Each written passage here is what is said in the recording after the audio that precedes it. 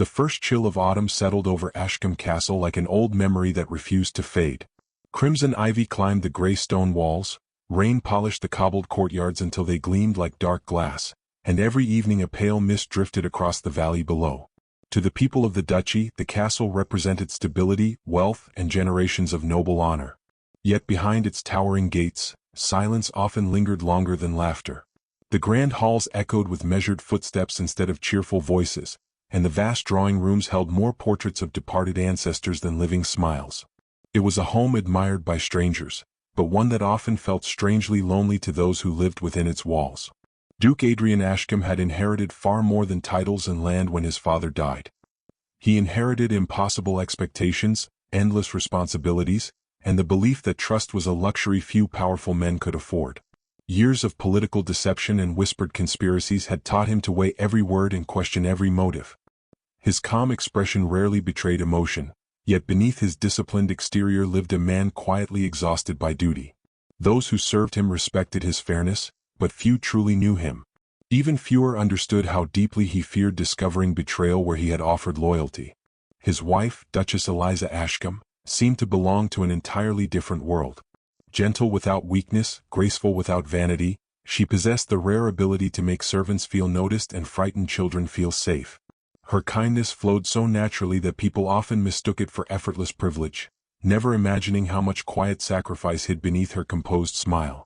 Since their marriage 2 years earlier, she had transformed neglected gardens into places of color and laughter, visited struggling tenants without announcing herself, and remembered the names of stable boys, kitchen maids, and elderly gardeners alike. Yet despite her warmth toward everyone else, an invisible distance had slowly settled between husband and wife. It began so subtly that Adrian scarcely noticed. Every Thursday evening, just after sunset, Eliza disappeared from the castle. She never wore expensive gowns on those nights. Instead, she dressed in plain traveling clothes beneath a dark cloak, leaving through a small eastern gate accompanied only by the elderly coachman Thomas. She always returned before dawn, exhausted, her boots carrying traces of mud from roads no noblewoman had reason to travel. When Adrian casually asked where she had gone, she answered with gentle evasions, promising only that one day he would understand. Her words offered kindness but not clarity. Then the anonymous letters arrived. The first was slipped beneath Adrian's study door without a seal or signature. It claimed the Duchess met a mysterious gentleman every Thursday beyond the village of Blackmere. Adrian dismissed it as malicious gossip, the kind that forever circled noble families like hungry ravens. But a second letter arrived 3 days later, containing frighteningly specific details about her carriage route. A third insisted she had been deceiving him for months.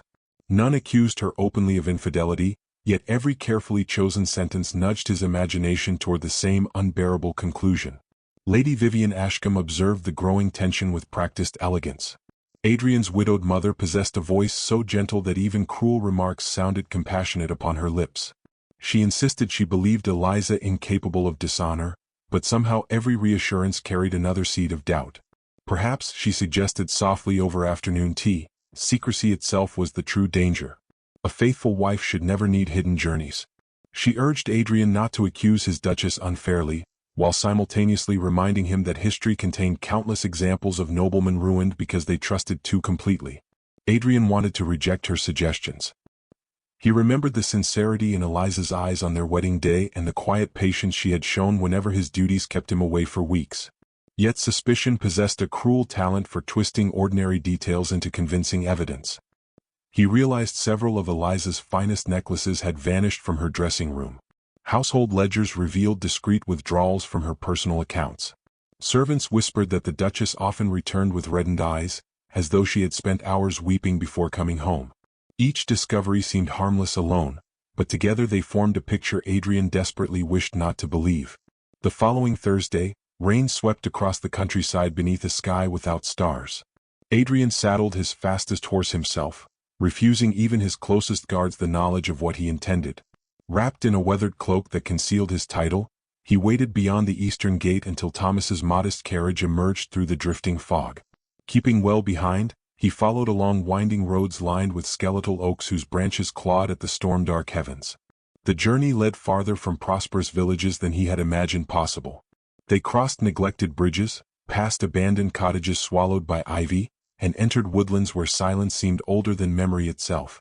At last the carriage stopped before the crumbling remains of an ancient abbey hidden among towering pines.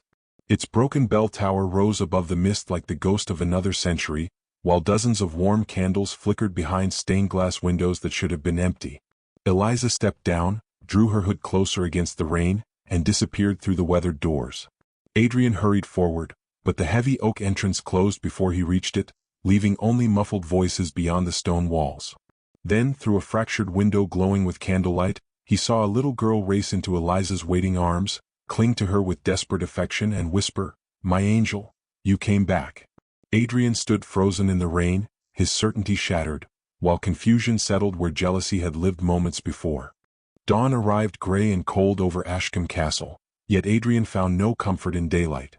The image of the frightened little girl embracing Eliza beneath the abbey's candlelight lingered with relentless clarity, refusing to surrender to any explanation he could invent. The anonymous letters had promised scandal, but the tenderness he had witnessed belonged to another story entirely. Instead of exposing betrayal, his secret pursuit had uncovered compassion wrapped in mystery, and that uncertainty disturbed him far more than jealousy ever had. For the first time in years, the Duke questioned not his wife's loyalty, but the limits of his own understanding. The following Thursday unfolded beneath a restless sky streaked with silver clouds. Adrian prepared with greater patience than before, choosing not to rush toward conclusions. Again Eliza departed through the eastern gate in the modest carriage driven by old Thomas. She carried only a weathered satchel that looked far too worn for a duchess accustomed to every comfort wealth could provide. Adrian remained hidden among the trees until the carriage disappeared into the winding forest road, then quietly followed at a careful distance, determined to discover what awaited beyond the forgotten abbey. This time the journey continued past the ancient stone walls instead of ending there.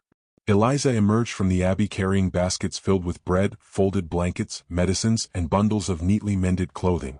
Several elderly nuns greeted her with grateful smiles before helping load the supplies onto a small handcart. Rather than returning toward civilization, Eliza pushed the cart herself along a narrow woodland path almost invisible beneath fallen leaves. Adrian tethered his horse and continued on foot, careful that every step vanished beneath the whispering wind instead of announcing his presence. The forest gradually opened onto a hidden valley untouched by fashionable society. There stood an aging manor surrounded by neglected orchards and wild roses climbing cracked stone walls. Time had scarred the building, yet smoke curled warmly from rebuilt chimneys, vegetable gardens flourished where weeds had once ruled, and children's laughter drifted through open windows like birdsong after winter. Nothing about the place suggested secrecy born from shame. Instead, it radiated quiet perseverance, as though forgotten souls had patiently rebuilt hope from the ruins left behind by indifference. Adrian slipped behind a weathered stable and watched unseen. Men missing limbs repaired fences with practiced determination while younger boys eagerly handed them tools. Elderly women peeled vegetables beside baskets overflowing with fresh herbs. Widows stirred steaming soup inside an outdoor kitchen, smiling despite hands roughened by hardship. No one wore expressions of hopelessness.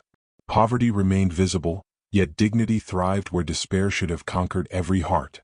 The Duke realized he had never seen such sincere gratitude flourish without expectation of reward. Eliza entered the courtyard and every conversation paused. Children rushed toward her with delighted cries, surrounding her in an untidy circle of eager embraces. She greeted each one by name, remembering birthdays, forgotten promises, loose teeth, scraped knees, and favorite stories with astonishing ease.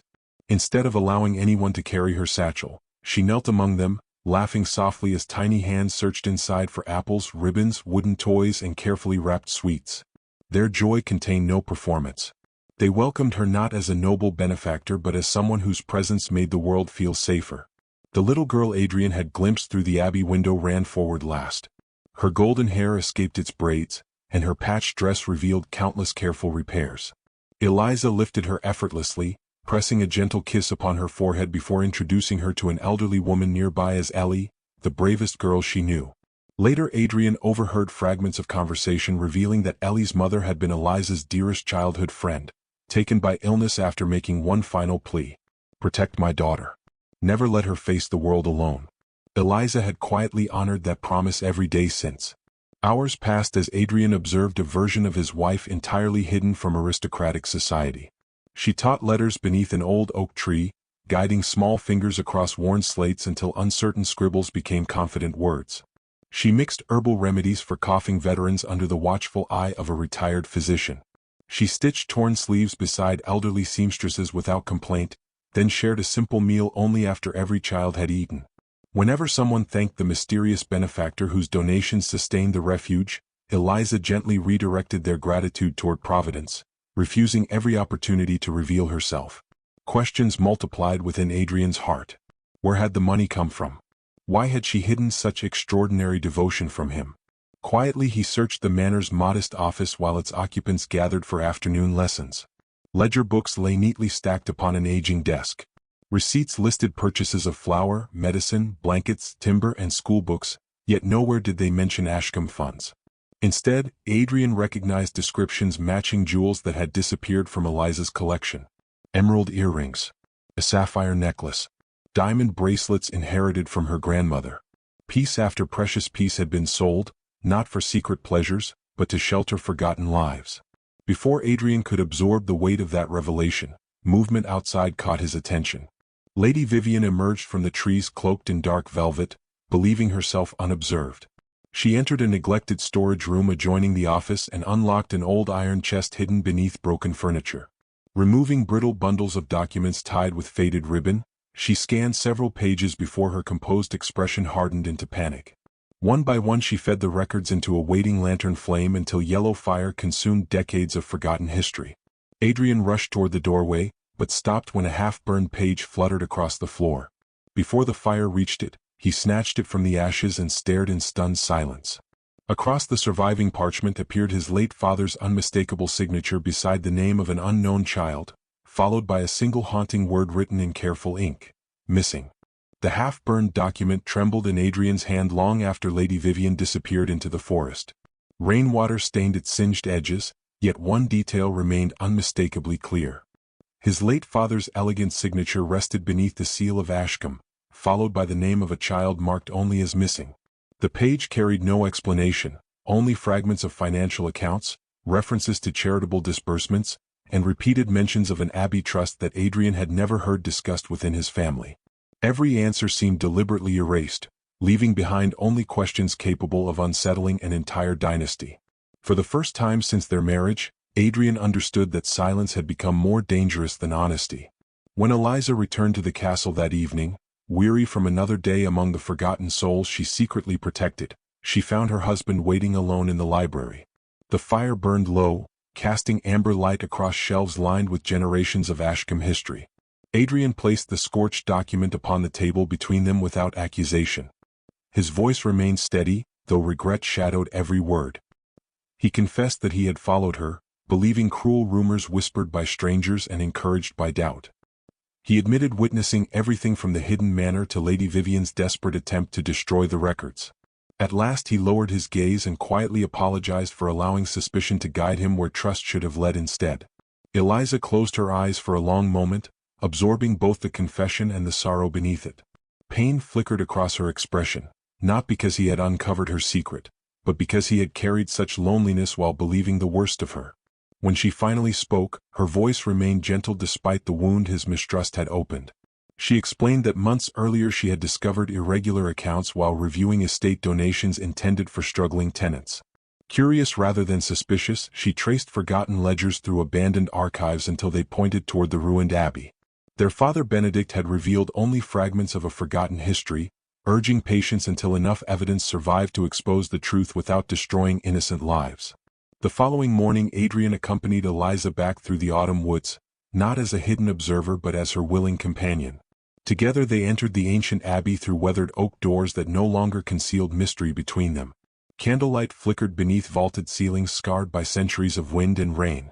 Father Benedict welcomed them without surprise, as though he had long expected this moment to arrive. His lined face reflected both relief and exhaustion, carrying the burden of secrets guarded for decades beyond the reach of ambitious hands. Leading them beneath the abbey, the elderly priest unlocked a narrow passage descending into cool stone chambers hidden beneath the chapel floor.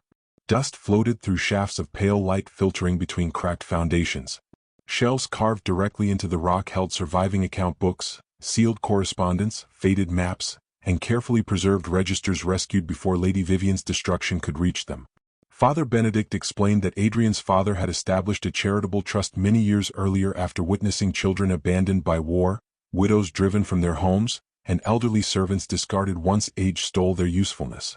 Determined that Ashcombe wealth should protect those forgotten by society, the Duke quietly funded schools, shelters, apprenticeships, and orphan homes throughout the duchy, preferring anonymous generosity over public praise. When Adrian's father died unexpectedly, responsibility for the trust passed temporarily into Lady Vivian's hands until Adrian reached adulthood. Instead of honoring her husband's wishes, she quietly dismantled the charity piece by piece. Funds intended for vulnerable families disappeared into estate expansions, luxurious renovations, and ambitious investments designed to strengthen Ashcombe influence among the nobility. Clerks who questioned missing accounts were dismissed. Records vanished. Beneficiaries lost support without explanation. Entire communities slowly collapsed while official histories celebrated the growing prosperity of the duchy. The hidden manor survived only because a handful of devoted clergy secretly preserved what little remained after the trust had been stripped almost bare. Father Benedict then turned toward Eliza with unmistakable gratitude. Months earlier she had uncovered the surviving ledgers and refused to ignore what they revealed. Rather than exposing Lady Vivian immediately without proof, she quietly sold her inherited jewels to restore the refuge, believing compassion could not wait for justice. Every necklace, bracelet, and precious heirloom became blankets, medicines, books, seeds, and shelter. She feared that confronting Adrian too soon might force him to choose between loyalty to his mother and belief in evidence not yet complete. She had hoped to spare him that impossible conflict until the truth stood beyond denial. Adrian struggled to steady himself as realization settled over every memory of recent months. Each mysterious absence, each missing jewel, each exhausted return before dawn had never concealed betrayal. They had hidden extraordinary courage performed without applause. Shame settled heavily upon him, not because others had deceived him, but because he had allowed fear to outweigh faith in the woman who had quietly embodied every virtue his family claimed to cherish. Looking at Eliza beneath the trembling candlelight, he saw not merely his duchess, but the moral heart of Ashcombe itself. Their fragile peace shattered when hurried footsteps echoed through the underground passage. One of the Abbey sisters rushed into the chamber, breathless with alarm, warning that Lady Vivian had returned accompanied by 2 hired men carrying oil and lanterns. Before anyone could respond, smoke curled beneath the ancient doorway. Flames licked hungrily across scattered papers as Lady Vivian demanded every surviving record be surrendered at once. Believing herself cornered, she declared that no forgotten charity would destroy everything she had built. Her desperate words rang through the stone vaults just as local magistrates, summoned earlier by Father Benedict to witness the recovered evidence, emerged from the adjoining corridor and heard every confession without interruption. Silence followed her final sentence like judgment itself. Adrian slowly stepped between his mother and Eliza, then lowered himself onto one knee before his wife amid drifting ash and whispered, his voice breaking with humbled certainty, "I followed you searching for betrayal, and instead I found the finest soul I have ever known." The confession spoken beneath the ruined abbey echoed through Ashcombe long before the smoke cleared from its ancient stones. Magistrates carefully gathered every surviving ledger, every scorched letter, and every rescued account book while Father Benedict entrusted them with the documents that had escaped decades of calculated destruction. Lady Vivian, whose elegant composure had once silenced entire drawing rooms, stood speechless as the evidence erased the carefully cultivated image she had worn for years. Adrian did not look at her with hatred. The deeper wound belonged elsewhere. He had discovered that the greatest betrayal within his family had not come from the woman he secretly followed through rain and darkness, but from the mother whose words he had trusted without question. That realization settled upon him with greater weight than any crown or title he had ever carried. News traveled quickly through the duchy. Newspapers that usually celebrated aristocratic banquets instead carried astonishing reports about hidden charities, abandoned children, and a forgotten refuge sustained by the Duchess's private fortune. Ordinary villagers spoke Eliza's name with quiet admiration, while noble households struggled to understand why a woman of immense privilege had willingly exchanged jewels for blankets, medicine, and bread without seeking recognition. Some questioned her motives at first, but every investigation reached the same conclusion. There had been no secret ambition, no political advantage, and no hidden reward. Only compassion, practiced faithfully in silence. The royal court ordered a formal inquiry inside Ashcombe Castle. Witnesses arrived from every corner of the duchy. Elderly servants produced forgotten correspondence they had hidden for years. Clerks who had once feared dismissal testified about missing accounts. Veterans described charitable payments that had mysteriously stopped after the previous duke's death. Widows spoke through tears about children forced into labor when promised support vanished without explanation. One by one, fractured memories united into an undeniable history. Lady Vivian's influence, once unquestioned, crumbled beneath the steady weight of truth. Throughout the proceedings, Eliza remained remarkably composed. She neither celebrated each accusation nor encouraged public humiliation. Whenever anger threatened to consume the room, she gently redirected attention toward those who had suffered instead of the woman responsible for their suffering. Adrian watched his wife with growing admiration. She possessed every opportunity to seek revenge after months of suspicion and years of quiet sacrifice, yet vengeance seemed completely absent from her heart. Her strength revealed itself not through condemnation but through mercy disciplined by wisdom. When the presiding judge invited Eliza to recommend an appropriate sentence, the crowded chamber fell completely silent. Everyone expected her to demand exile, imprisonment, or public disgrace. Instead, she stepped forward with calm dignity and requested justice without cruelty.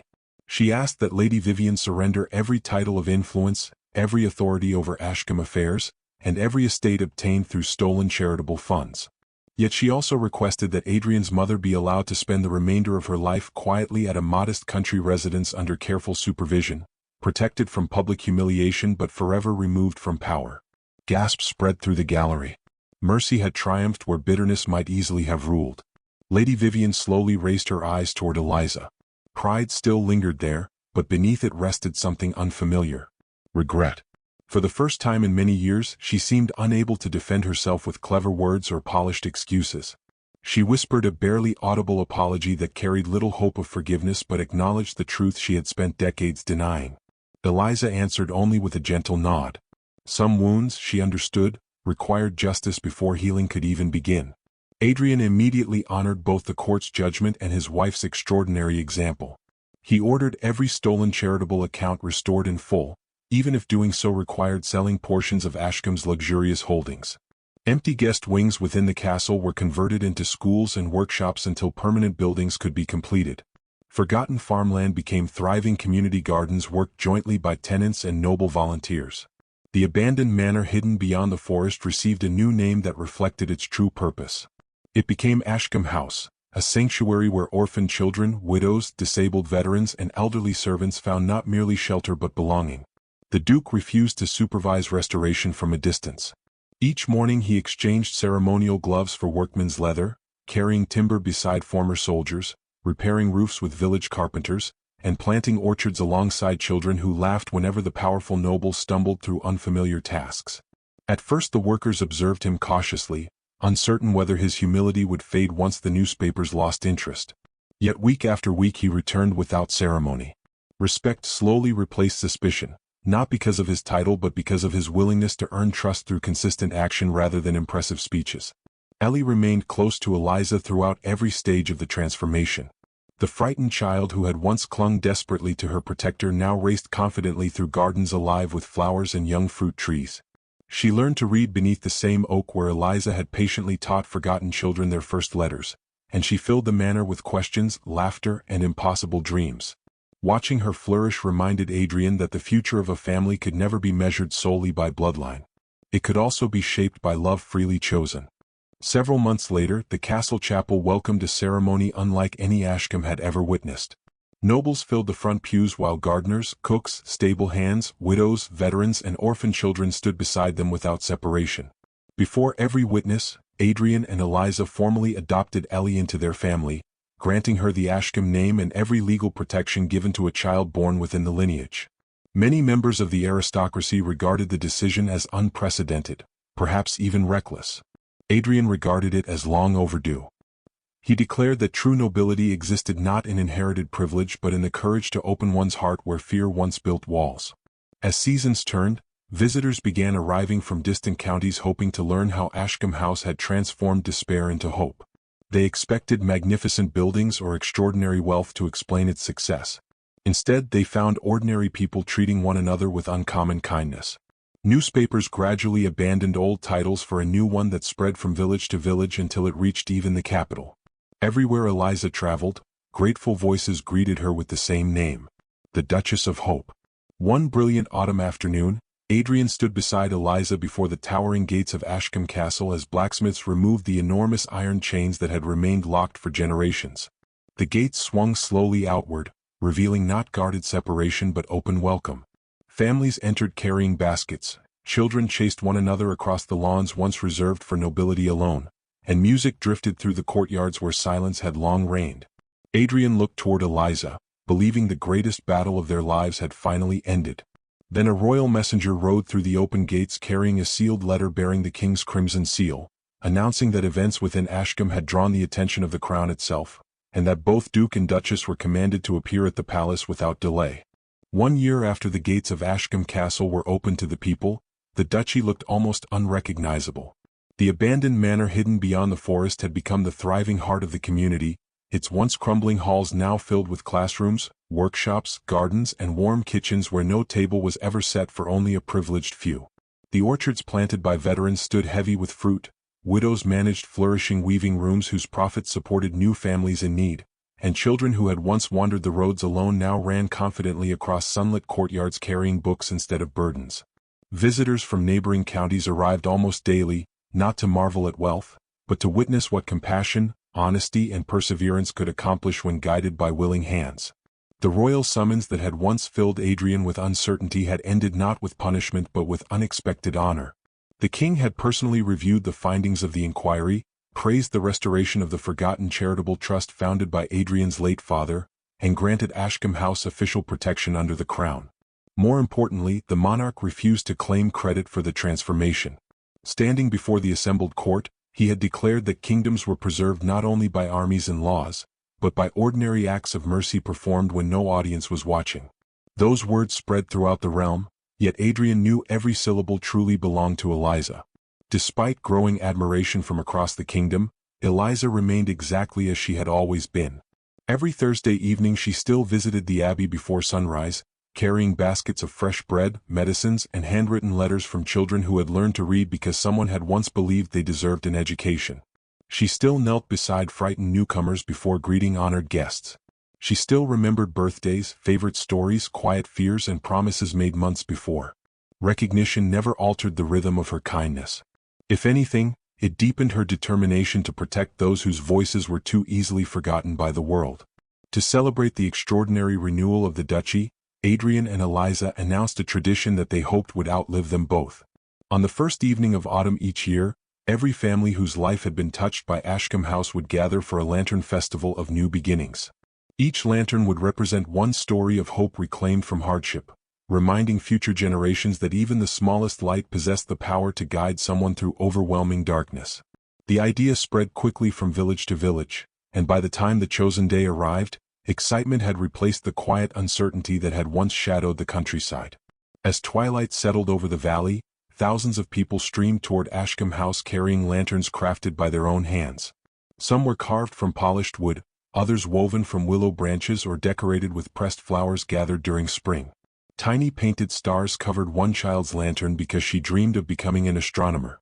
Another displayed carefully stitched wildflowers in memory of a mother who had never lived to see her daughter grow. Veterans carried sturdy lanterns fashioned from reclaimed oak, while elderly servants decorated theirs with embroidered family names once thought forgotten forever. Every lantern told a story, and every story reminded Adrian that no estate ledger could ever measure the true wealth of a community. Music drifted across the gardens as choirs of children sang beneath rows of glowing lights suspended from ancient trees. Laughter echoed through the orchards where strangers shared bread beside neighbors who had once been complete strangers. The castle that had once intimidated common families now welcomed them without guards directing every step. Servants and nobles dined together beneath long tables covered with simple harvest feasts prepared by many willing hands. Watching the gathering from the hillside, Adrian realized that Ashcombe no longer belonged merely to his family. It belonged to everyone whose hope had helped rebuild it. As the evening deepened, Father Benedict stepped onto a small wooden platform overlooking the crowd. Time had bent his shoulders but not diminished the warmth in his voice. He spoke briefly about the countless unnamed people whose quiet sacrifices had protected goodness through difficult years. He reminded the children that history often celebrated kings while forgetting those who carried bread to hungry neighbors, comforted frightened strangers, or chose forgiveness when anger promised easier satisfaction. His final blessing invited everyone present to become guardians of that same compassion, ensuring that generosity would never again depend upon the fortune or character of a single family. When the applause faded, Ellie appeared holding a beautifully bound volume wrapped in deep blue cloth. No longer the frightened child Adrian had first glimpsed through the abbey window, she now stood with calm confidence, her smile carrying both innocence and quiet strength. Several children joined her, presenting the book to Adrian and Eliza together. Across its cover, painted in elegant golden letters, appeared a simple title, The House That Love Built. Inside were hundreds of carefully illustrated pages created by the children themselves. There were drawings of the old manor before its restoration, portraits of widows teaching sewing lessons, sketches of veterans rebuilding roofs, pressed flowers gathered from the new gardens, handwritten memories, poems, and letters describing lives forever changed because one woman had chosen compassion over comfort. Near the final pages rested a charcoal drawing of Eliza kneeling beside a frightened little girl beneath the ruined abbey window. Below it Ellie had written, in careful handwriting, "She came when everyone else forgot." Eliza struggled to hold back tears as she turned each page. Adrian quietly closed the book and embraced Ellie, unable to find words worthy of the gratitude filling his heart. He had inherited magnificent portraits of dukes stretching back centuries, yet none carried half the value of the handmade volume now resting in his hands. As the gathering resumed, Dr. Whitmore approached the couple with an expression Adrian had rarely seen upon the thoughtful physician's face. Instead of his usual measured reserve, unmistakable joy shone in his eyes. Asking for a brief moment of privacy beneath the orchard trees, he shared news he had confirmed only that morning. After years of believing motherhood might never bless her life, Eliza was expecting a child. For several heartbeats neither Adrian nor Eliza spoke. The distant music seemed to fade beneath the overwhelming stillness of the moment. Adrian gently placed both hands around hers, his eyes filling with tears he no longer attempted to hide. They had dreamed quietly, hoped patiently, and accepted disappointment with grace whenever hope had faded. Now, when they had devoted themselves completely to building a family from broken lives rather than shared blood, an unexpected miracle had arrived. Father Benedict, noticing their joyful expressions from across the gardens, quietly smiled without asking for an explanation. Somehow he seemed to understand. Word spread gently through the celebration, and cheers rose from every corner of Ashcombe House. Yet before excitement could settle entirely upon the unborn heir, Adrian requested everyone's attention once more. Standing beside Eliza beneath the oldest oak tree, he unrolled a carefully prepared parchment bearing both the Ashcombe seal and the royal crest granted after the inquiry. He announced that the charter restored by his father would no longer exist merely as a charitable trust vulnerable to future corruption.